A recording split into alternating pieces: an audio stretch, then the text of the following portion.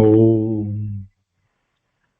નમો અરિયંતાણમ, નમો સિદ્ધાણમ, નમો આયર્યાણમ, નમો ઉપજ્જાયણમ, નમો લોએ serve સાહુણમ.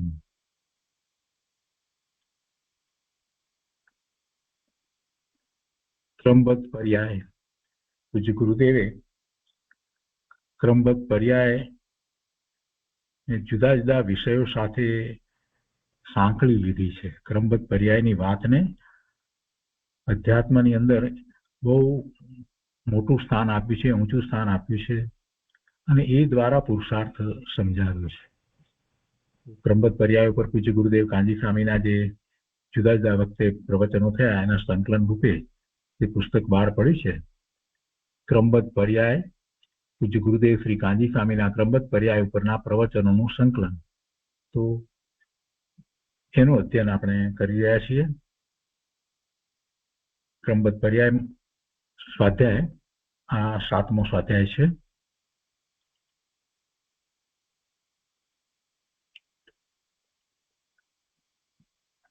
ગાથા 321-322 સ્વામી કાર્તિકેય અનુપ્રેક્ષાની ગાથા 321-322 જે વસ્તુ સ્વરૂપ બતાવ્યું તેની વિશેષ દ્રઢતા માટે 323મી ગાથા કહે છે. જે જીવ પૂર્વે ગાથા 321-322 કહેલા વસ્તુ સ્વરૂપને જાણે છે તે તો સમ્યક દ્રષ્ટિ છે, અને જે તેમાં સંશય કરે છે તે મિથ્યા દ્રષ્ટિ છે. તો 321 અને 322 ગાથા શું હતી જરા ફરીથી જોઈએ. એમાં તો 321 અને 322મી ગાથાના અર્થમાં તો એમ કહ્યું, અર્થ પહેલા ઉપોદઘાત જોઈએ તો ત્યાં ઉપોદઘાતમાં તો એમ કહ્યું, હવે સમ્યક દ્રષ્ટિનો વિચાર કેવો હોય તે કહે છે. એવી રીતે તો એનો ઉપોદઘાત કર્યો, અને પછી આ ગાથાઓના બંને ગાથાઓના અર્થની અંદર તો એમ કહ્યું કે જે જીવને જે દેશમાં, જે કાળમાં, જે વિધિથી જન્મ તથા મરણ તેમજ દુઃખ, સુખ, રોગ, દારિદ્ર્ય આદિ જેમ સર્વજ્ઞ દેવે જાણ્યું છે તે જ પ્રમાણે નિયમથી થવાનું.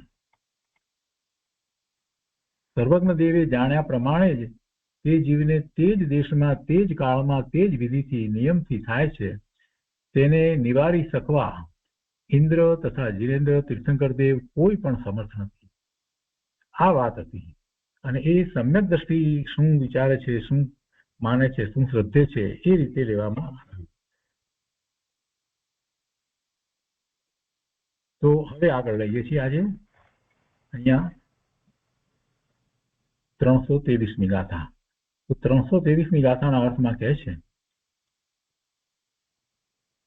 કે આ પ્રમાણે નિશ્ચયથી, આ પ્રમાણે એટલે 321 અને 322ની ગાથામાં જે વાત કરવામાં આવી એ પ્રમાણે, તો આ પ્રમાણે નિશ્ચયથી સર્વ દ્રવ્યો, જીવ, પૂતગળ, ધર્મ, અધર્મ, આકાશ અને કાળ, ધર્માસ્તિકાય, અધર્માસ્તિકાય, આકાશ અને કાળ, જીવ, પૂતગળ બધા જ, તેમજ તે દ્રવ્યની સર્વ પર્યાયો ને સર્વજ્ઞના આગમ અનુસાર જાણે છે એવી શ્રદ્ધા કરે છે તે શુદ્ધ સમ્યક દ્રષ્ટિ છે. અને જે આવું શ્રદ્ધા ન કરે, શંકા કરે, સંદેહ કરે, તે સર્વજ્ઞના આગમથી પ્રતિકૂળ છે, પ્રગટપણે મિથ્યા દ્રષ્ટિ છે. જે સર્વજ્ઞને માનતો નથી, એટલે કે સર્વજ્ઞના જ્ઞાનમાં જે આવ્યું છે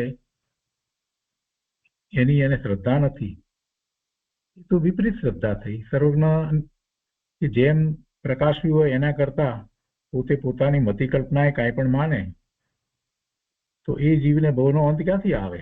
એને ભવના ભ્રમણ ચાલુ જ રહે છે. એ તો એના મિથ્યાત્વને જ પોષી રહ્યો છે.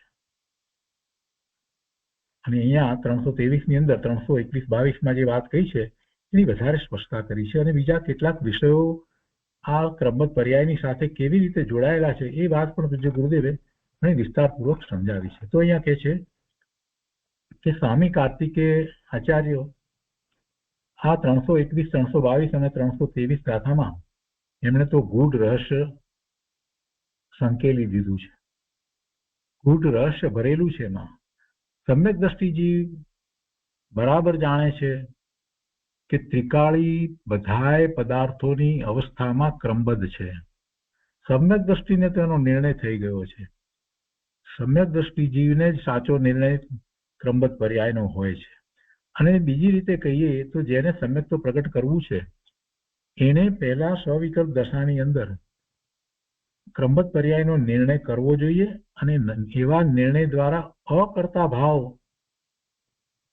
ને પોતામાં દ્રઢપણે સ્થાપવો જોઈએ કે પરનો હું અકર્તા છું, પરનું કાર્ય હું કરી શકતો જ નથી. એટલું જ નહીં પણ એ અકર્તા ભાવને છ દ્રવ્યની અપેક્ષાએ પોતે દ્રઢ કરવો જોઈએ કે કોઈ દ્રવ્ય બીજા દ્રવ્યનું કાર્ય કરતું જ નથી, કરી શકે જ નહીં. એટલે આવો અકર્તા ભાવ સર્વજ્ઞ પરમાત્મા જગત આખાના બધા પદાર્થોની બધી પર્યાયને એક સમયમાં યુગપત જાણે છે. એ વાતનો નિર્ણય કરી અને એને અકર્તા ભાવ કેળવવાનો છે. એટલે એવો સમ્યક દ્રષ્ટિને તો આ બધું સહજ થઈ ગયું છે, પણ જેને સમ્યક દર્શન નથી થયું એને આવો અકર્તા ભાવ લાવી અને પછી બારમાં પોતાને કાંઈ કરવાનું રહેતું નથી. એટલે પોતે સ્વરૂપ તરફ વળે અને પોતાના સ્વભાવ ભાવ થવાનો પુરુષાર્થ કરે. અને જ્યારે એ આત્માની અનુભૂતિ કરે છે ત્યારે પછી એને સમ્યક દર્શન થતા સાચા અર્થમાં ક્રમબદ્ધ પર્યાયનો એવો નિર્ણય થઈ જાય છે કે પછી બધું જ જે કાંઈ એ દ્રવ્ય સ્વરૂપમાં અભ્યાસ કરે છે એ બધામાં એને આ ક્રમબદ્ધ પર્યાય સહજ લાગે છે. અને એટલે જ પૂજ્ય ગુરુદેવને આ ક્રમબદ્ધ પર્યાય બધી જગ્યાએ સહજ લાગતી હતી અને એ વાત એમને વારંવાર કરી છે. ક્રમબદ્ધ પર્યાયની વાત એટલા માટે વારંવાર કરી છે. તો અહીંયા કહે છે કે સમ્યક દ્રષ્ટિ જીવ બરાબર જાણે છે કે ત્રિકાળી બધાય પદાર્થોની અવસ્થામાં ક્રમબદ્ધ છે. સર્વજ્ઞ દેવ અને સમ્યક દ્રષ્ટિમાં એટલો ફેર છે કે સર્વજ્ઞ દેવ બધા દ્રવ્યોની ક્રમબદ્ધ પર્યાયોને પ્રત્યક્ષ જ્ઞાનથી જાણે છે, સીધે સીધું જાણે છે. અને સમ્યક દ્રષ્ટિ ધર્માત્મા બધા દ્રવ્યોની ક્રમબદ્ધ પર્યાયોને આગમ પ્રમાણથી પ્રતીતમાં લે છે. આગમ પ્રમાણથી પ્રતીતમાં લે છે એટલે કે પરોક્ષ જ્ઞાનથી નક્કી કરે છે. સર્વજ્ઞને વર્તમાન રાગ દ્વેષ સર્વથા ટળી ગયા છે. સમ્યક દ્રષ્ટિને પણ અભિપ્રાયમાં રાગ દ્વેષ સર્વથા ટળી ગયા છે. એને અભિપ્રાયમાં ટળી ગયા છે, શ્રદ્ધામાં ટળી ગયા છે. એટલે સમ્યક દ્રષ્ટિનું શ્રદ્ધાન જે છે એ કઈ એમને લુખ્ખું નથી. એને પોતાના આત્માની અનુભૂતિ થઈ છે અને પછી એ આ ક્રમબદ્ધ પર્યાયને એ આગમ પ્રમાણથી એટલે કે દિનેશ્વર ભગવાનની વાણીમાં જે પરમ સત્ય પ્રકાશ્યું છે એ દ્વારા એને એ પ્રતીતમાં લે છે. એ દ્વારા પ્રતીતમાં લે છે. કોઈ અધ્ધરથી કઈ વાત લીધી છે એવી વાત નથી. પર્યાયની વાત કરતા ગુરુદેવ અહીંયા કહે છે ભગવાન કેવળ જ્ઞાનથી ત્રણ લોક ત્રણ કાળને જાણે છે, પણ સમ્યક દ્રષ્ટિ કેવળ જ્ઞાન નથી એને તો પણ એ શ્રુત જ્ઞાન વડે એના પદાર્થ ત્રણ કાળના પદાર્થોની પ્રતીતિ કરે છે. એવી પ્રતીતિ એની શ્રદ્ધા એવી છે. તેનું જ્ઞાન પણ શંકા વિનાનું નિઃશંક છે. સમ્યક દ્રષ્ટિને સમ્યક દર્શન થયા પછીથી જે 8 અંગ પ્રગટ થાય છે એમાં પહેલું અંગ છે નિઃશંકતી અંગ, એને શંકા ન થાય. નિકાંક્ષિત અંગ, જેને એને કોઈ કાંક્ષા હોતી જ નથી. ઉપગોહન વગેરે 8 અંગ એને પ્રગટ થાય છે. એમાં નિઃશંકતી એને કોઈ શંકા નથી. ક્રમબદ્ધ પર્યાય વિશે એને તો કોઈ શંકા છે જ નહીં. બીજી રીતે આગળ વિચાર કરતા ગુરુદેવ કહે છે કે પર્યાય તે દરેક વસ્તુઓનો ધર્મ છે. વસ્તુ સ્વતંત્રપણે પોતાની પર્યાય રૂપે થાય છે અને જે વખતે જે પર્યાય થાય તેને માત્ર જાણવાનું જ જ્ઞાનનું કર્તવ્ય છે. પર્યાય થાય છે એ તો થાય છે. દરેક દ્રવ્યના પરિણમન થાય છે તો પર્યાય થાય છે, નવી નવી અવસ્થા થાય છે. એ તો એનો ધર્મ છે, એ વસ્તુનો ધર્મ છે. એવો વસ્તુનો પર્યાય ધર્મ છે. પર્યાય તો થાય છે, પણ એ પર્યાય જે થાય છે એને જાણવાનું કામ તો જ્ઞાનનું છે. 6 દ્રવ્યની પર્યાય તો થાય છે, પણ પેલા 5 દ્રવ્ય એ પોતે કઈ પર્યાયને જાણતા નથી. એમનો જ્ઞાન સ્વભાવ નથી, એમનામાં ચેતના નથી, એ નથી જાણતા. જીવ છે એ જ્ઞાન સ્વભાવી છે તો એ જાણે છે, અને એ જાણે છે એટલે જ્ઞાનનું એ કાર્ય છે. જાણે પર્યાય થાય તેને માત્ર જાણવાનું જ જ્ઞાનનું કર્તવ્ય છે. જ્ઞાન બીજું કઈ કરે એમ નથી. અને એમ જાણતા આ પર્યાય આમ કેમ થઈ એમ શંકા કરનારને વસ્તુના સ્વતંત્ર પર્યાય ધર્મની અને જ્ઞાનના કાર્યની ખબર નથી. જ્ઞાનનું કાર્ય તો જાણવાનું છે ને, જે થઈ રહ્યું છે એને જાણવાનું છે.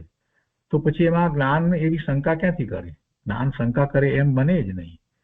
તો જે વસ્તુ જેમ છે તેમ જાણે, જ્ઞાનનું કાર્ય તો એ જાણવાનું છે. તો કે છે કે આ પર્યાય આમ કેમ થઈ એમાં એમ શંકા કરનારને વસ્તુના સ્વતંત્ર પર્યાય ધર્મની, કેમ કે વસ્તુ છે તો એનું પરિણમન છે તો એ પર્યાય થાય છે, એનો બીજો કોઈ કરે એવી વાત ક્યાં છે?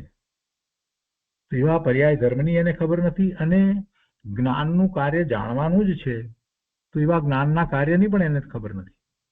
જ્ઞાનનું કાર્ય માત્ર જાણવાનું છે, જાણવામાં પછી એમ આમ કેમ એ શંકા ક્યાં છે? આમ કેમ એવી શંકા કરવાનું સ્વરૂપ જ્ઞાનનું નથી, પણ જે પર્યાય થાય છે તે વસ્તુના ધર્મ પ્રમાણે જ થાય છે. માટે જેમ થાય તેમ તેને જાણવાનો જ્ઞાનનો સ્વભાવ છે. જો અહીંયા એક વાત ગુરુદેવે વધારે લીધી કે જે પર્યાય થાય છે તે વસ્તુના ધર્મ પ્રમાણે જ થાય, વસ્તુના ધર્મ પ્રમાણે જ થાય, એનામાં રહેલા ગુણ પ્રમાણે જ થાય. માટીમાંથી ચાંદીનો ઘડો ન બને. માટીનો જે ધર્મ, એના ગુણો જે છે તો એના જે ધર્મ છે એ પ્રમાણે માટીમાંથી માટીનો ઘડો જ બને, ચાંદીનો ઘડો ન બને. એટલે એ વાત તો આપણને બરાબર સમજાય છે. જે પર્યાય થાય છે તે વસ્તુના ધર્મ પ્રમાણે જ થાય છે. અને સિદ્ધાંત અપેક્ષાએ પણ આપણે એ વાતને સમજ્યા છીએ કે જે ઉપાદાન કારણ જે છે તો એ એનું પરિણમન થતા જે નવી અવસ્થા ઊભી થાય છે એ અવસ્થાની અંદર પણ જે મૂળ દ્રવ્ય છે એ વ્યાપે છે, એ જ વ્યાપી રહ્યું છે. એમાં કોઈ નિમિત્ત વ્યાપતું નથી. ઘડો થાય છે તો એમાં માટી જ વ્યાપી રહી છે, કે કુંભાર વ્યાપતો નથી.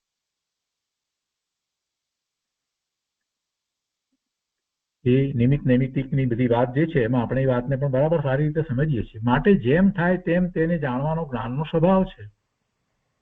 આવો જ્ઞાનનો સ્વભાવ છે. એવા જ્ઞાન સ્વભાવનો નિર્ણય કરીને જ્ઞાની ધર્મી સમ્યક દ્રષ્ટિ તો નિઃશંકપણે બધાને જાણ્યા જ કરે છે, એ કઈ શંકા કરતો નથી. જે જીવ વસ્તુની ક્રમબદ્ધ સ્વતંત્ર પર્યાયને નથી માનતો અને પરનું હું ફેરવું કે પર મને રાગ કરાવે એમ માને છે તેને સર્વજ્ઞના જ્ઞાનની શ્રદ્ધા નથી. એને સર્વજ્ઞના જ્ઞાનની શ્રદ્ધા નથી. એને ફેરવવું છે, સર્વજ્ઞના જ્ઞાનમાં જે આવ્યું છે એને ફેરવવું છે. જરાક વિચાર કરીએ આ વાતને, બીજી રીતે વિચાર કરીએ તો જલ્દી બેસી જાય. કે જયારે ઋષભદેવ ભગવાને પ્રશ્ન પૂછાયો ત્યારે એમ કહ્યું કે આપના પછી કોઈ આવા એવા તીર્થંકર થશે, ત્યારે એમણે એમ કહ્યું કે બહાર જે બેઠો છે એમનો પૌત્ર એ કે 24માં તીર્થંકર થશે, એ પોતે પહેલા, ત્યારે એ વાત કરી. હવે કોઈએ બહાર આવી અને એમને એમ કહ્યું, મહાવીર સ્વામી ભગવાન જીવ છે, એમને કહ્યું કે તમે 24માં તીર્થંકર થશો. તો ત્યારે એમણે એમ કંઈક એ પ્રથમાન યોગની વાતમાં તેમ આવે છે કે સાહેબ એમને એમ એવો ગર્વ થયો, પણ એના સ્થાને એમને એમ ના વિચાર આવ્યો કે ના હું બીજો થઈ જાઉં કે ત્રીજો તીર્થંકર થાઉં, એવો કઈ, અને એવો કઈ એમણે પ્રયત્ન ના કર્યો, એવું કઈ થયું પણ નહીં. તો થવાના જ છે તો એમનું જે સામર્થ્ય છે એ તો ભગવાનના જ્ઞાનમાં આવ્યું છે. તો એટલે કોઈ એવો પ્રયત્ન કરે ને એમ થાય છે એવું બનતું નથી. બધા પરિણામો સ્વતંત્ર રીતે થાય છે અને ક્રમબદ્ધ થઈ રહ્યા છે. સર્વજ્ઞ દેવ જે પ્રમાણે જાણે છે ત્રણેય કાળના પર્યાયોને, એ જ પ્રમાણે પર્યાયો થાય છે તો થાય છે. અને કઈ પર્યાયો પુરુષાર્થ વિના થોડી થાય છે, પાંચે સંભાય સહિત થાય છે. તો જ્યારે જ્યારે આપણને આશંકા થાય ત્યારે પ્રશ્ન એ જ કરવો કે આ એમને થાય છે કે પુરુષાર્થ સહિત થાય છે, અને એકલા પુરુષાર્થ સહિત થાય છે કે બીજા સંભાય પણ સાથે જ છે. પાંચે સંભાય સહિત જ પરિણામ થાય છે. એ તો એકની મુખ્યતાથી વાત કરવામાં આવે, પરિણામની મુખ્યતાથી વાત કરવામાં આવે, પણ એથી કરીને એ વખતે પુરુષાર્થ નથી, એ વખતે નિમિત્ત નથી, એ વખતે એવા જ નિમિત્ત છે, એ વખતે સ્વભાવ નથી, એ વખતે ભવિતવ્ય નથી, એ વખતે કાળ બધી બાકી નથી, બધું છે. પાંચે પાંચ વસ્તુ છે, એકની મુખ્યતાથી વાત કરીએ છીએ. તો અહીંયા કહે છે કે સર્વજ્ઞ દેવ 3 કાળ 3 લોકના બધા દ્રવ્યોની પર્યાયને જાણે છે અને બધી વસ્તુની પર્યાય પ્રગટપણે તેનાથી એટલે વસ્તુથી સ્વતંત્ર થાય છે, છતાં તેનાથી વિરુદ્ધ સર્વજ્ઞના જ્ઞાનથી અને વસ્તુના સ્વરૂપથી વિરુદ્ધ જે માને છે તે સર્વજ્ઞનો અને પોતાના આત્માનો વિરોધી પ્રગટપણે મિથ્યા દ્રષ્ટિ છે. સર્વજ્ઞને નથી માનતો અને એ પોતે પોતાના આત્માનો પણ એમ વિરોધી થાય, કેમ કે જ્ઞાન સ્વભાવ તો એનો પણ પોતાનો પણ છે ને, એવા જ્ઞાન સ્વભાવને નથી માનતો અને સર્વજ્ઞને પણ નથી માનતો. એ મિથ્યા દ્રષ્ટિ છે. ત્યારે પાછો કોઈને પ્રશ્ન થાય છે, કહે છે કે ભલે પર્યાય ક્રમબદ્ધ થાય છે પણ પુરુષાર્થ વગર પર્યાય થતી નથી. જે તરફનો પુરુષાર્થ કરે તે તરફની ક્રમબદ્ધ પર્યાય થાય. અને ગુરુદેવે તો આ વાત કરી છે. તો પછી આગળ કહે છે કે કોઈ પૂછે કે આમાં તો નિયત આવ્યું ને, આવો પ્રશ્ન આવે. જેવો પુરુષાર્થ હોય છે એવી ક્રમબદ્ધ પર્યાય થાય. એટલે બીજી રીતે તો એમ કેવું છે કે એવી ક્રમબદ્ધ પર્યાય થાય છે ત્યારે એના પુરુષાર્થ એવા જ હોય છે. તો એના ઉપરથી કોઈ પ્રશ્ન પૂછે છે કે કોઈ પૂછે કે આમાં તો નિયત આવ્યું ને, તો ગુરુદેવ એનો ઉત્તર આપતા કહે છે કે ભાઈ, ત્રણેય કાળને નિયત પર્યાયનો નિર્ણય કરનાર કોણ છે? એ પર્યાય નિયત છે તે એવો નિર્ણય કરનાર કોણ છે? અને ત્રણેય કાળનો એનો નિર્ણય કરનાર કોણ છે? જેણે ત્રણેય કાળની પર્યાય નક્કી કરી તેણે જ દ્રવ્ય જ નક્કી કર્યું છે. 3 કાળની પર્યાય નો જયારે નિર્ણય થાય છે કે 3 કાળની પર્યાય બધી જ આમ જ છે, ક્રમબદ્ધ જે છે, તો ખરેખર તો એને દ્રવ્ય જ નક્કી કર્યું છે. ત્રણેય કાળને નિયત પર્યાયનો નિર્ણય કરનાર એ કોણ છે? એ જ્ઞાન છે. અને જ્ઞાનમાં એ નિર્ણય થયો છે. તો એ જ્ઞાનમાં નિર્ણય શેનો થયો છે? એમાં દ્રવ્યનો જ નિર્ણય થયો છે. તો તું દ્રવ્યને માને છે તો દ્રવ્યની પર્યાય તો થાય જ ને.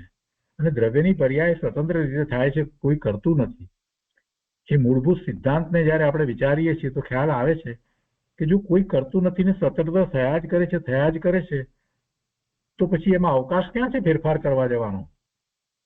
બે પર્યાયની વચ્ચે અવકાશ છે કે એને ફેરવીએ?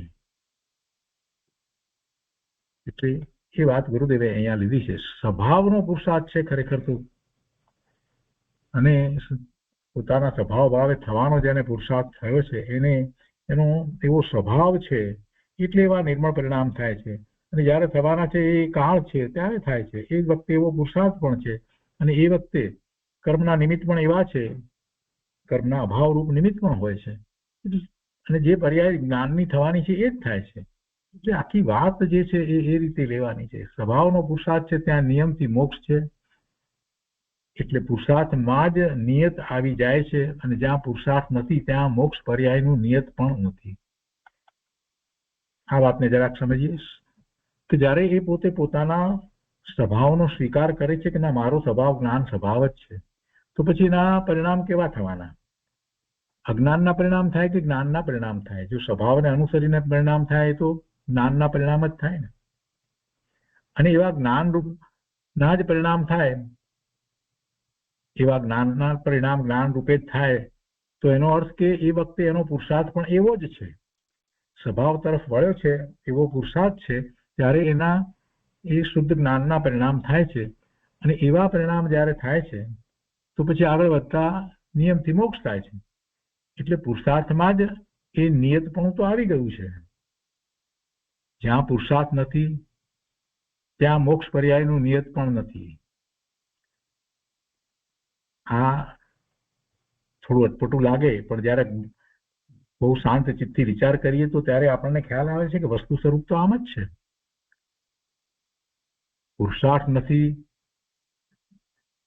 નથી ત્યાં મોક્ષની પર્યાય ક્યાંથી પ્રગટ થવાની? મુક્તિની પર્યાય થતી નથી.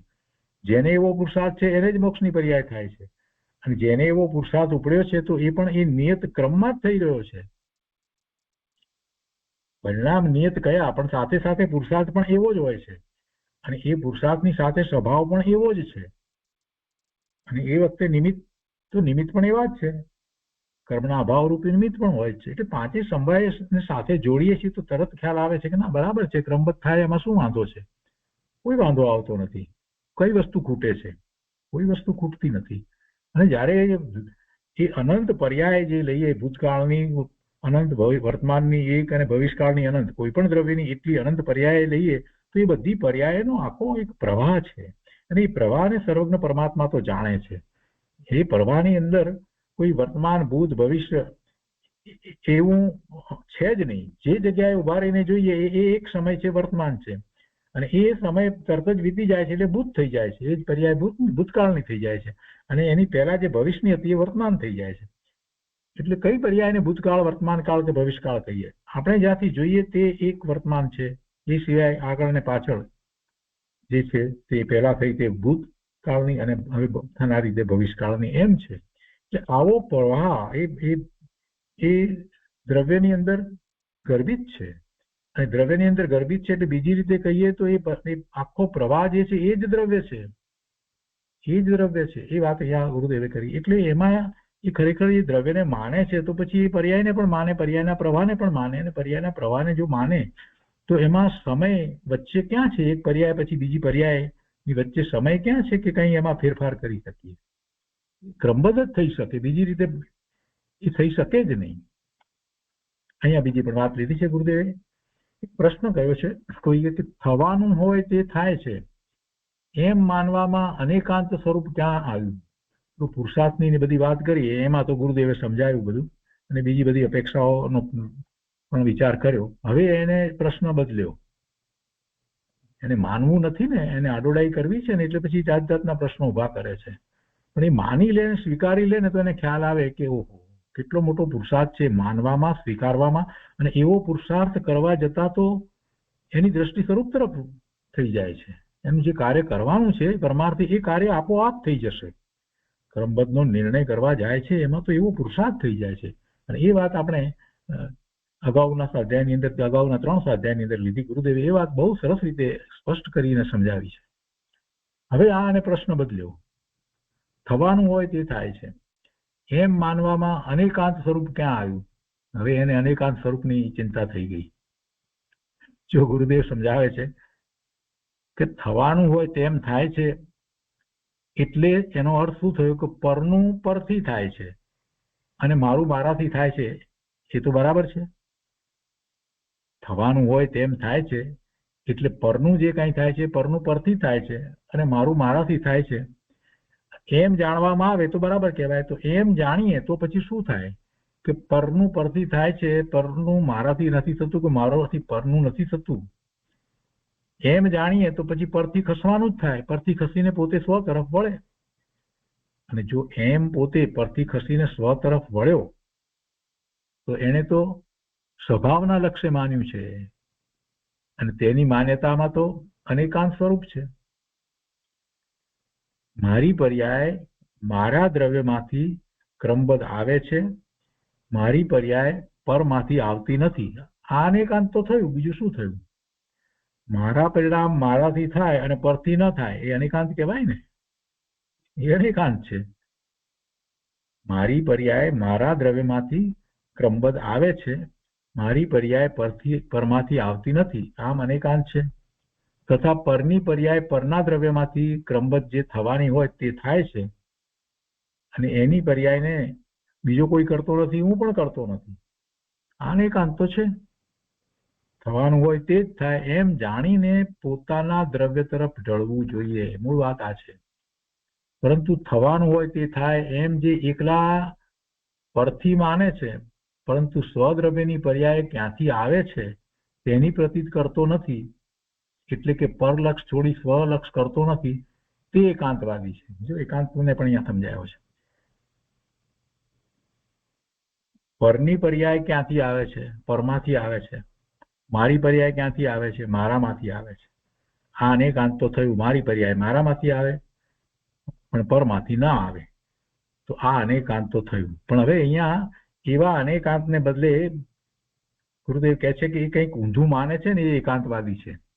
કે છે કે થવાનું હોય તે જ થાય એમ જાણીને પોતાના દ્રવ્ય તરફ ઢળવું જોઈએ. મૂળ વાત તો આ હતી.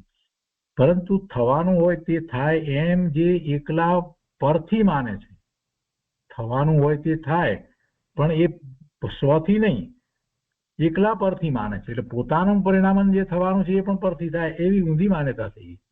પરંતુ સ્વદ્રવ્યની પર્યાય ક્યાંથી આવે છે એનો એ વિચાર કરે તો એને ખ્યાલ આવે કે થવાનું હોય તે થાય, બરાબર, મારું જે થવાનું હોય તે થાય, પણ મારું થવાનું એ મારા દ્રવ્યમાંથી એ પર્યાય આવે, એ મારા દ્રવ્ય રૂપે પર્યાય આવે. જીવની પર્યાય ચેતન રૂપે આવે કે જળ રૂપે આવે? માટીની પર્યાય સોના રૂપે આવે કે માટી રૂપે આવે? આ તો સરળ સીધું છે. એમાં તો બરાબર કે છે કે ના બરાબર છે, માટીમાંથી માટીનો જ ઘડો થાય, સોનાનો કે રૂપાનો ઘડો ન થાય. તો એ પર્યાય ક્યાંથી આવી? માટીમાંથી આવી કે ના આવી? તો પછી એવી રીતે જે થવાનું હોય તે થાય એમ જે એકલા પરથી માને, એટલે કે મારા પરિણામ પરથી થાય એવું માને, પણ મારા પરિણામ સ્વથી થાય એવું ના માને, તો એ તો મિથ્યાત્વનું પોષણ કર્યું અને એકાંતવાદી થયો. પરંતુ સ્વદ્રવ્યની પર્યાય ક્યાંથી આવે છે એનું એને ભાન નથી, એની પ્રતીત કરતો નથી, એની સાચી શ્રદ્ધા કરતો નથી કે જે દ્રવ્ય છે એની જે પર્યાય થાય છે. એટલે કે એ પરલક્ષ છોડી અને સ્વલક્ષ કરતો નથી, અને સ્વલક્ષ કરતો નથી એવો એ એકાંતવાદી સ્વનું લક્ષ કરતો જ નથી, તો એ ધર્મમાં ક્યાંથી વળશે? ધર્મ તરફ તો વળવાનો જ નથી. આ પેલા અનેકાંતની વાત કરે છે પણ એને તો ભાન નથી કે તો એ ખરેખર તો એકાંતવાદી જ છે, એકાંતનું જ પોષણ કરી રહ્યા છે. તો ફરીથી પ્રશ્ન કરે કે ભગવાને તો મોક્ષ માર્ગના 5 સમવાય કયા છે ને? જો આપેલી દલીલ અનેકાંતની ન ચાલી એ બધું, તો હવે કે છે કે ભગવાને તો મોક્ષ માર્ગના 5 સમવાય કયા છે અને તમે તો એક પુરુષાર્થ જ કરો છો, તો પછી તેમાં બીજા 4 સમવાયો કઈ રીતે આવે છે? ગુરુદેવ ક્યાં એક સમવાયની વાત કરે છે? એને સાંભળવામાં ભૂલ થઈ હોય. ગુરુદેવ તો 5 સમવાયની સાથે જ વાત કરે છે, પણ મુખ્યતા બતાવે છે કે આ જીવે જયારે પોતે આટલું અધ્યાત્મ સમજે છે, આટલો દ્રવ્યાનુયોગના શાસ્ત્રોનો અભ્યાસ કરે છે અને એને પરમાર્થે પોતાના સ્વરૂપની પ્રાપ્તિ કરવી છે, આટલું બધું જે કરી રહ્યો છે, તો એને પછી શું વાત કરવામાં આવે? એટલું એ બધું સમજી રહ્યો તેને પુરુષાર્થની જ વાત મુખ્યપણે કરવામાં આવે ને. એટલે એની મુખ્યતાથી ગુરુદેવ વાત કરે છે, તો કઈ 5 સમવાય વિના વાત કરે છે? તો ગુરુદેવ અહીંયા એ વાત સમજાવે છે, બહુ સરસ રીતે સમજાવી છે. ગુરુદેવ કહે છે કે જ્યાં જીવ સાચો પુરુષાર્થ કરે છે, જો સાચો પુરુષાર્થ, જ્યાં જીવ સાચો પુરુષાર્થ કરે છે ત્યાં સ્વયં બીજા 4 સમવાય હોય જ છે. 5 સમવાયનું સંક્ષિપ્ત સ્વરૂપ નીચે પ્રમાણે સમજવું. હવે જુઓ 5 સમવાયનું સ્વરૂપ સંક્ષેપમાં કેવી રીતે કહ્યું છે? તો કે પહેલું કે પરનું હું કાંઈ કરનાર નથી, હું તો જ્ઞાયક છું. મારી પર્યાય મારા દ્રવ્યમાંથી આવે છે અને પરની પર્યાય પરદ્રવ્યમાંથી આવે છે. મારી પર્યાય મારા દ્રવ્યમાંથી આવે છે. આમ સ્વભાવ દ્રષ્ટિ કરીને પરની દ્રષ્ટિ તોડી તે પુરુષાર્થ, સ્વભાવની દ્રષ્ટિ કરીને પરની દ્રષ્ટિ છોડી પરની દ્રષ્ટિ લંબાયા કરતી હતી કે એ તોડ્યું, તો એ પુરુષાર્થ. આ પહેલો સમવાય કયો? બીજો સમવાય કહે છે કે સ્વભાવ દ્રષ્ટિનો પુરુષાર્થ કરતા જે નિર્મળ દશા પ્રગટી, સ્વભાવ દ્રષ્ટિનો પુરુષાર્થ કરતા તો પરિણામ નિર્મળ જ થાય ને. સ્વનું લક્ષ કરતા પરિણામ કઈ રાગદ્વેષ ના થાય, શુભાશુભ ભાવ ના થાય? ના થાય. વસ્તુ શુદ્ધ છે, ત્રિકાળ શુદ્ધ વસ્તુ પોતાની છે, એનું લક્ષ કરી અને જયારે પુરુષાર્થ થાય તો પછી પરિણામ એ નિર્મળ જ થાય ને. તો કે નિર્મળ દશા પ્રગટી, તો તે દશા સ્વભાવમાં હતી તે જ પ્રગટી છે, એ બહારથી આવી છે? એ એનો સ્વભાવ હતો તો એમાંથી જે દશા પ્રગટી છે. એટલે જે શુદ્ધતા પ્રગટી તો એ સ્વભાવ છે, એના સ્વભાવ પ્રમાણે એ પર્યાય થઈ છે. શુદ્ધતા પ્રગટી એ એનો સ્વભાવ છે, વસ્તુનો એવો સ્વભાવ છે, દ્રવ્યનો એવો જ સ્વભાવ છે. ત્રીજું નિયતિ માટે હવે કે છે કે સ્વભાવ દ્રષ્ટિના પુરુષાર્થ વડે સ્વભાવમાંથી જે ક્રમબદ્ધ પર્યાય તે સમયે પ્રગટવાની હતી તે જ શુદ્ધ પર્યાય તે સમયે પ્રગટી, તે નિયત. સ્વભાવની દ્રષ્ટિના જોરે સ્વભાવમાં જે પર્યાય પ્રગટવાની તાકાત હતી તે જ પર્યાય પ્રગટી છે. એની તાકાત એવી પર્યાય પ્રગટ કરવાની હતી એ જ પર્યાય પ્રગટી છે. બસ સ્વભાવમાંથી જે સમયે જે દશા પ્રગટી તે જ પર્યાય તેની નિયત છે. પુરુષાર્થ કરનાર જીવને સ્વભાવમાં જે નિયત છે તે જ પ્રગટે છે, પણ બહારથી આવતું નથી. ત્રીજો સમવાય થયો. પછી ચોથો સમવાય, સ્વદ્રષ્ટિના પુરુષાર્થ વખતે જે દશા પ્રગટી તે જ તે વખતનો સ્વકાળ છે. જ્યારે એ પુરુષાર્થ કર્યો એ વખતે તો એનો કાળ, એટલે એ સ્વકાળ છે, એ કાળલબ્ધિ છે. પહેલા પર તરફ ઢળતો હતો, હવે તેને બદલે હવે એ સ્વમાં ઢળ્યો. જે સમયે સ્વમાં ઢળ્યો એ સ્વકાળ છે. એ જ વખતે પેલી સ્વના લક્ષે શુદ્ધ પર્યાય પ્રગટ થઈ, એટલે એ કાળ છે. એ કાળલબ્ધિ પ્રગટી કહો કે સ્વકાળ કહો. ચોથો સમવાય થયો. પાંચમો સમવાય, સ્વભાવ દ્રષ્ટિથી જ્યારે ચાર સમવાય પ્રગટ્યા ત્યારે નિમિત્ત રૂપ કર્મો તેની પોતાની યોગ્યતાથી, લાયકાતથી સ્વયં ખસી ગયા છે, અને તે કર્મ છે. કર્મનો અભાવ એવું નિમિત્ત છે. એ પાંચમો સમવાય થયો. તો કે છે કે આમાં, હવે ગુરુદેવ સમજાવે છે કે આમાં પુરુષાર્થ, સ્વભાવ, નિયત અને કાળ એ ચાર સમવાય અસ્થિરૂપ છે. એ ચાર અસ્થિરૂપ છે, અર્થાત તે ચારે ઉપાદાનની પર્યાયમાં લાગુ પડે છે. અને પાંચમું સમવાય નાસ્તિરૂપ છે. પાંચમું સમવાય જે છે તે શું થયું? અભાવ રૂપ કહ્યું ને આપણે. એ નાસ્તિરૂપ છે. નિમિત્ત ને લીધું તો એમાં કર્મ ખસી ગયા, કર્મ ન રહ્યા, તો એ નાસ્તિરૂપ છે. તે નિમિત્તમાં લાગુ પડે છે. પાંચમો સમવાય છે એ નિમિત્તમાં લાગુ પડે છે. અને પેલા ચાર સમવાય જે છે એ અસ્થિરૂપ છે, એટલે એ ચારે ઉપાદાનની પર્યાયમાં લાગુ પડે છે. ઉપાદાન અને નિમિત્ત, ઉપાદાન કારણ અને નિમિત્ત કારણ આપણે કહીએ છીએ ને, તો ઉપાદાનની અંદર તો ચાર સમવાય લાગુ પડે છે, અને નિમિત્ત કારણની અંદર જે છે લાગુ પડે છે તે પાંચમું, જે કર્મનો અભાવ થાય છે, નાસ્તિ રૂપ છે, તે એમાં લાગુ પડે છે. હવે કે છે એમાં થોડીક વધારે વાત કરી છે, સમજાય એટલું સમજવું, આ જરા થોડું અઘરું છે. અથવા જો પાંચમું સમવાય આત્મામાં લાગુ પાડવું હોય તો તે આ પ્રમાણે છે કે પરવલણથી ખસીને સ્વભાવ તરફ વળતા પ્રથમના ચારનું અસ્થિ રૂપે અને કર્મનું નાસ્તિ રૂપે એમ આત્મામાં પાંચે સમવાયનું પરિણમન થઈ ગયું છે. એટલે સ્વના પુરુષાર્થમાં પાંચે સમવાય પોતાની પર્યાયમાં સમાઈ જાય છે. મૂળ વાત તો આ કેવી છે, સ્વના પુરુષાર્થમાં પાંચે સમવાય પોતાની પર્યાયમાં સમાઈ જાય છે. પછી જેની મુખ્યતાથી વાત કરવી હોય એની મુખ્યતાથી વાત કરાય. કાળલબ્ધિ પાકે ત્યારે જ એ થાય એમ કહીએ તો કાળલબ્ધિની મુખ્યતાથી વાત કરી, અને પુરુષાર્થની મુખ્યતાથી વાત કરવી હોય તો પુરુષાર્થની મુખ્યતાથી વાત કરાય, અને ભવિતવ્યની મુખ્યતાથી વાત કરવી હોય તો એની મુખ્યતાથી વાત કરાય. પણ કોઈની પણ એકની મુખ્યતાથી વાત કરીએ ત્યારે બાકીના ચાર સાથે હોય જ છે. આ વાતને આપણે બરાબર પકડી રાખવાની, નહીતર પછી ગોટાળા ગૂંચવાળા થશે. પાંચ સમવાય પૂર્વક જ એવા પરિણામ થાય છે. એટલે પુરુષાર્થ તો એમાં છે ને છે. હવે બીજી વાત આગળ લેશે કે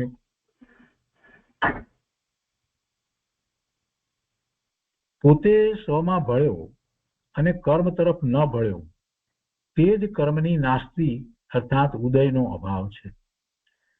કર્મનો અભાવ કહીએ તો બીજી રીતે એમ છે કે એ ઉદયનો અભાવ થયો એ વખતે એવો ઉદય ન રહ્યો હોય એ રીતે લઈએ. જેમ કે સમ્યક તો થાય છે પહેલા, તો ઉપસમ સમ્યક તો થાય છે, તો એ વખતે એ કર્મની પ્રકૃતિ જે છે એનો ઉપસમ છે એમ આપણે લઈએ છીએ. તો ખરેખર જોવા જઈએ તો એ એના તરફનું એનું લક્ષ્ય જ નથી. ઉદય હોય તો પણ એના તરફનું લક્ષ્ય નથી. પોતે સ્વમાં ભળ્યો અને કર્મ તરફ ન ભળ્યો તે જ કર્મની નાસ્તિ, એનું નામ જ કર્મની નાસ્તિ છે, અર્થાત કર્મનો અભાવ છે. અહીંયા તો કર્મના અભાવની વાત લેવી છે ને. કર્મનો અભાવ એટલે એને પકડીને કઈ ખેરવીને કાઢી નાખાય એવી તો કોઈ વાત નથી. કર્મનો અભાવ કેવી રીતે થાય?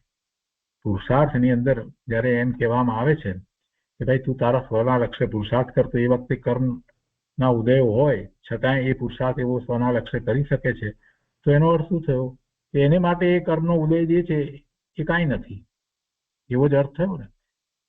એટલે એને માટે એ કર્મનો ઉદય છે પણ એને તો એનો ઉપયોગ તો સ્વ તરફ વળે છે, તો એને માટે તો નાસ્તિ છે અથવા તો એનો અભાવ છે. ભલે રહ્યો છે છતાં પણ કર્મનો ઉદય કર્મમાં રહ્યો અને પોતે આત્મામાં ગયો. આગળ કહે છે કે આત્મામાં એક સમયની સ્વસન્મુખ દશામાં પાંચે સમવાય આવી જાય છે અને પાંચ સમવાય એક જ સમયે હોય છે. હવે પાછો એક પ્રશ્ન કર્યો છે કે જીવ કેવળ જ્ઞાન પ્રગટવાનો પુરુષાર્થ કરે પણ તે વખતે કર્મની ક્રમબદ્ધ અવસ્થા લાંબો કાળ રહેવાની હોય તો જીવને કેવળ જ્ઞાન સી રીતે થાય? કેવળ જ્ઞાનનો ધારો કે પુરુષાર્થ કરે પણ હવે કેવળ જ્ઞાનાવરણીય કર્મ જે છે એની અવસ્થા લાંબા કાળની હોય તો પછી એને કેવી રીતે કેવળ જ્ઞાન થાય? પ્રશ્ન કેવો કરે છે કે જીવ કેવળ જ્ઞાન પ્રગટાવવાનો પુરુષાર્થ કરે પણ તે વખતે કર્મની ક્રમબદ્ધ અવસ્થા લાંબો કાળ રહેવાની. જો હજી ક્રમબદ્ધનો એને તો નિર્ણય થયો નથી, પાછો ક્રમબદ્ધ કે છે. કર્મની ક્રમબદ્ધ અવસ્થા લાંબો કાળ રહેવાની હોય તો જીવને કેવળ જ્ઞાન સી રીતે થાય? ગુરુદેવ કહે છે કે વાહ ભાઈ, તારી શંકા તો ગજબની શંકા છે. તને તારા પુરુષાર્થનો જ ભરોસો નથી, તેથી તારી દ્રષ્ટિ કર્મ તરફ લંબાણી. હવે સૂર્ય ઉગશે અને અંધારું નહીં ટળે તો એના જેવી વાત તું કરે છે. સૂર્ય ઉગે ને અંધારું નહીં ટળે એવી શંકા થાય? એવી શંકા કરે તે મૂર્ખ છે. તેવી રીતે હું પુરુષાર્થ કરું અને કર્મની સ્થિતિ લાંબો કાળ રહેવાની હોય તો આવી શંકા જેને પડે એને તો પોતાના પુરુષાર્થની પ્રતીતિ નથી, એની શ્રદ્ધા નથી, પોતાના પુરુષાર્થ માટે એને વિશ્વાસ નથી. એનો ભગવાને જે પુરુષાર્થ બતાવ્યો છે, ભગવાને એવો જે પુરુષાર્થ કર્યો છે એનો એ વિચાર નથી કરતો કે એવો પુરુષાર્થ આપણે કરીએ તો ભગવાનને જે રીતે થયું એ રીતે પોતાને પણ થાય જ ને. ભગવાનના જ્ઞાનમાં એ વાત તો આવી છે. તો એને પોતાના પુરુષાર્થની શ્રદ્ધા નથી, પુરુષાર્થની પ્રતીત નથી, એ મિથ્યા દ્રષ્ટિ છે. કર્મની ક્રમબદ્ધ પર્યાય એવી જ છે કે જીવ પુરુષાર્થ કરે ત્યારે તે સ્વયં ટળી જ જાય, એટલે તું ચિંતા નહીં કર. કર્મ લાંબો કાળ રહેવાના હોય તો એ દ્રષ્ટિ તો પરમાલંબાણી. અને એવી જે તું શંકા કરે છે એમાં તો કર્મમાં તું લાંબો થયો પણ તારા પુરુષાર્થને તો ભૂલી જ જાય છે. કર્મ લાંબો કાળ રહેવાના હોય તો એ દ્રષ્ટિ તો પરમાલંબાણી. અને તેમ શંકા કરનારે પોતાના પુરુષાર્થને પરાધીન માન્યો, પોતાનો પુરુષાર્થ સ્વાધીન ન માન્યો, પરાધીન માન્યો. હવે જયારે પુરુષાર્થને પરાધીન માનતો હોય તો એના પુરુષાર્થમાં દમ કેટલો, એના પુરુષાર્થમાં જોર કેટલું, એનો પુરુષાર્થ કેવો? એ તો પાંગળો પુરુષાર્થ છે. પરાધીન પુરુષાર્થ એમાં તો કાંઈ નથી.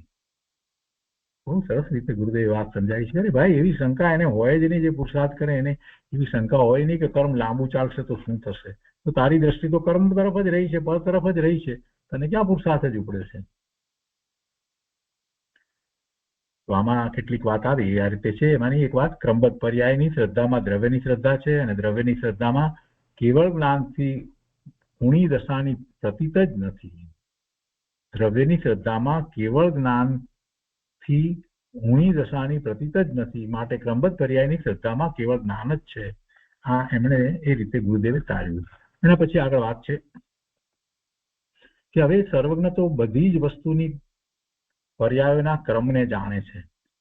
તેથી નીચલી દશામાં પણ, જો નીચલી દશામાં આવે લીધું છે, નીચલી દશામાં પણ જે બધી વસ્તુની ક્રમબદ્ધ પર્યાય છે એમ પ્રતીતમાં લે છે, જેને સમ્યક દર્શન નથી થયો અને માત્ર સમ્યક તો સન્મુખ થયો છે, આટલો શાસ્ત્ર વગેરેનો અભ્યાસ કરે છે, સરળ છે, ન્યાયથી બધી વસ્તુને સમજવાનો પ્રયત્ન કરી રહ્યો છે, ભગવાનની વાણીમાં એને પૂરેપૂરો વિશ્વાસ છે, શ્રદ્ધા છે અને એવી રીતે જે આખો પુરુષાર્થ કરી રહ્યો છે એવી ભૂમિકા, એવી નીચલી દશામાં પણ બધી વસ્તુની ક્રમબદ્ધ પર્યાય છે એમ પ્રતીતમાં લે છે, એમ શ્રદ્ધામાં લે છે, તે જીવ સર્વજ્ઞતાને સ્વીકારે છે. એ બરાબર છે, સર્વજ્ઞતા છે, સર્વજ્ઞના જ્ઞાનમાં આવ્યું છે એમ જ વસ્તુ સ્વરૂપ હોય. અને જે સર્વજ્ઞતા સ્વીકારે છે તે આત્મજ્ઞ જ છે. કેમ કે સર્વજ્ઞતા કદી પણ આત્મજ્ઞતા વગર હોતી નથી. જો આ નવી રીતે વાતને અહીંયા સિદ્ધ કરી કે સર્વજ્ઞતા કદી પણ આત્મજ્ઞતા વગર હોતી નથી. આત્મજ્ઞતા વગર સર્વજ્ઞતા હોય નહીં. એ સર્વજ્ઞતા સ્વીકારે છે તો પછી એ આત્મજ્ઞ જ છે, એટલે કે એ આત્મા તરફની દ્રષ્ટિ વાળો જ છે. જેને આત્મા તરફની દ્રષ્ટિ થઈ હોય એને આત્મા તરફની દ્રષ્ટિ હોય એ જ સાચા અર્થમાં એને જ સર્વજ્ઞતાનો સ્વીકાર છે. સર્વજ્ઞતા કદી પણ આત્મજ્ઞતા વગર હોતી નથી. બીજી રીતે કહીએ તો સર્વજ્ઞતા જેમણે પ્રગટ કરી છે એ આત્મજ્ઞતા સહિત જ કરી છે. આત્મજ્ઞતા એટલે આત્માને વિશેના જ્ઞાન કરવા વાળા થઈ અને રહી જવું, એવી આત્મજ્ઞતા દ્વારા તો એમને સર્વજ્ઞતા પ્રગટ કરી છે. એટલે સર્વજ્ઞતા કદી પણ આત્મજ્ઞતા વગર હોતી નથી. એટલે બહાર લક્ષ કરીને સર્વજ્ઞતા ક્યારેય કોઈને થઈ છે? ક્યારેય કોઈને થતી નથી. જે જીવ વસ્તુની સંપૂર્ણ ક્રમબદ્ધ પર્યાયોને નથી માનતો તે સર્વજ્ઞતાને માનતો નથી, અને જે સર્વજ્ઞતાને માનતો નથી તે આત્મજ્ઞ હોઈ શકે નહીં. એ આત્મજ્ઞ ક્યાંથી હોય? પછી જો સર્વજ્ઞતાને માનતો નથી, સર્વજ્ઞ પરમાત્માને માનતો નથી, અને પછી એ પોતે એમ કે અમે તો આત્મજ્ઞાની છીએ, અમે આત્મજ્ઞાની છીએ એમ જો કે, તો એમાં કેટલું સત્ય? કે આત્મજ્ઞાની હોઈ શકે જ નહીં. સર્વજ્ઞને નથી માનતો એ આત્મજ્ઞાની હોઈ શકે જ નહીં. આ એક મહત્વની વાત અહીંયા ગુરુદેવે કરી દીધી છે. અને તો એ રીતે આજે અહીંયા સુધી સાથે રાખીએ છીએ. હવે આવતી વખતે ક્રમબદ્ધ પર્યાય અને વ્યવહાર એમાં કેટલીક વાતો જે ગુરુદેવે કરી છે એ આપણે લઈશું. તો આ સ્વાધ્યાયનો વિષય અહીંયા આપણે અહીં પૂરો કરીએ છીએ.